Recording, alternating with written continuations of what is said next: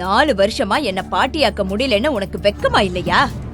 நீ எப்ப என் குடும்பத்துக்குள்ள வந்தியோ அதுல இருந்து என் குடும்பத்துக்கு நேரமே சரியில்லை.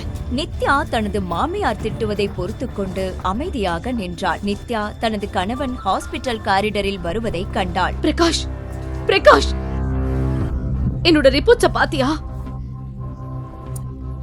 பிரகாஷ் அவளை உதறிவிட்டு எக்ஸைட்மென்ட்டுடன் தன் அம்மாவை நோக்கி ஓடுகிறான். அம்மா, ரிப்போர்ட் பாசிட்டிவ். அவள் மாமியாரின் கோபம் திடீரென்று சந்தோஷமாக மாறியது. கடவுளோட அருளால என்னோட கனவு நடவாக போகுது.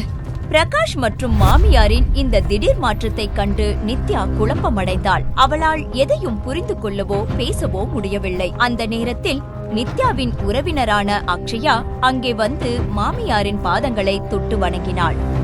போது நல்லா இருமா, உன்னாலதான் என் கனவு நிஜமாக போகுது. இப்பதான் என் மனசு நிறைவா இருக்கு. பிரகாஷோட வம்சத்தை சுமந்த அடுத்த தலைமுறைக்கு கொண்டு போக போற.